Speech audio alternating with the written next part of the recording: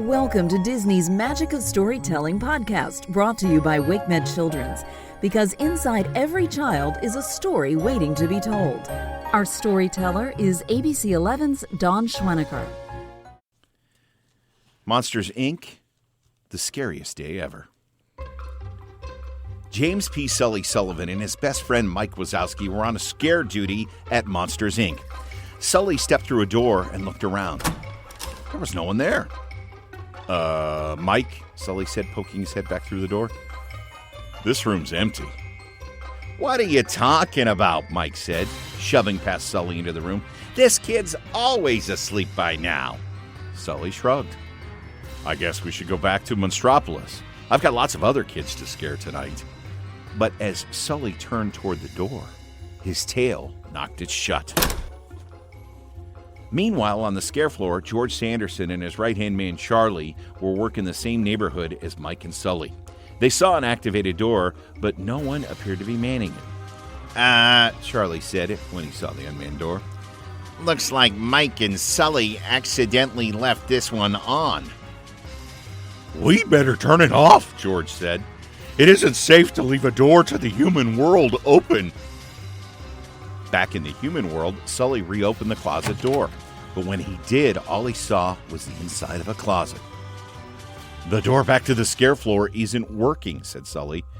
We're going to have to find another house with a working door, and fast. Mike and Sully crept through the house and stepped outside. Remember, Sully said, don't touch anything. Mike nodded. All the monsters knew humans were toxic. But as he looked around, he realized he didn't see any humans. Instead, the streets were full of monsters. What's going on? Mike asked, scratching his head. Are we back in Monstropolis? Suddenly, Mike and Sully heard a voice behind them. They spun around. A small monster was standing there, peering up at them. Hey, I like your costumes, she said before running off. Mike and Sully looked at each other. Costumes? What could be going on? Mike and Sully looked back at the street. There were only monsters walking around. They saw a ghost, a black cat, a pumpkin with legs, and all kinds of other creatures. Suddenly, one of the monsters pulled off its face. Mike and Sully couldn't believe it. It wasn't a monster after all. It was a child wearing a mask. They weren't back in Monstropolis. They were surrounded by human children wearing disguises. Suddenly, Sully did his best to stay calm. We gotta find a door back to Monsters, Inc. Now, he said. George is working on the neighborhood tonight too, Mike said. If we can catch him at one of the doors in time, we could get back through. Mike and Sully tried to find a way inside one of the nearby houses, but it wasn't easy. They had to dodge children left and right. And there were people at the front doors of almost every home. Mike and Sully managed to sneak into a few houses, but none of the doors inside were powered up. In one house, they actually got to a bedroom and saw George just as he was leaving. George! Mike said. Sully shouted, racing up to the open closet, Wait for us! But they weren't fast enough. George hadn't heard him. Click! The door closed behind him. Mike and Sully opened the closet door, but there was no scare floor behind it, just a closet filled with children's clothing. Mike and Sully were beginning to get worried. They needed to get back to Monstropolis before one of the kids touched them. It's getting late. Do you think any doors back to the scare floor are still in use? I sure hope so, Sully said. Then Mike and Sully noticed a house with no one around. The front door was wide open. Maybe this was their ticket home.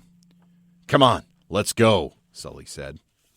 Mike and Sully tiptoed inside, but as they crept toward a door, they heard sounds of talking and laughter. The house wasn't empty like they'd thought.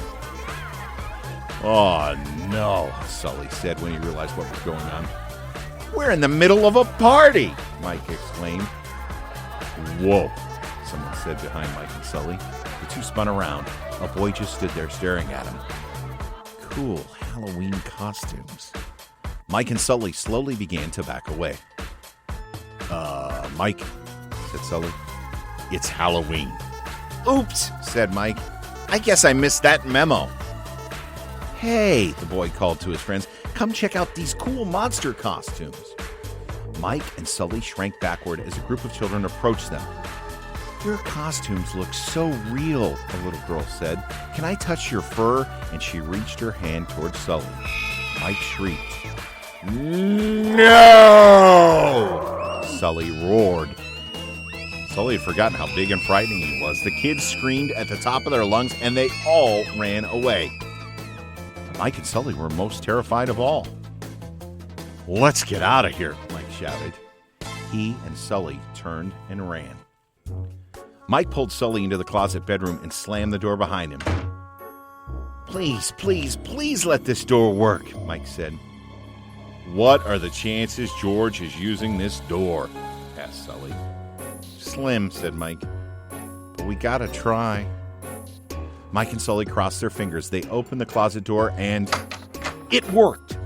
They walked back onto the scare floor at Monsters, Inc. Mike and Sully breathed huge sighs of relief. They had made it home safe. On the other side of the door, they found George and Charlie. "What are you guys doing coming through this door?" asked George. "I was just about to scare the kid on the other side." "You saved us," said Sully. "Our door was broken." "Oops," Charlie said. "We thought you left it on by accident, and we shut it down. Sorry." "It's okay," Mike said. "We're back now, but whatever you do, do not go through that door." "Why not?" George asked. "It's Halloween, and there are kids everywhere," Sully explained. Mike shivered. "Halloween, that's the scariest day ever." The end. WakeMed Children's is proud to support the ongoing enrichment of children in our community and beyond through our sponsorship of the Disney Magic of Storytelling podcast. To learn more about WakeMed Children's, please visit kids.wakemed.org.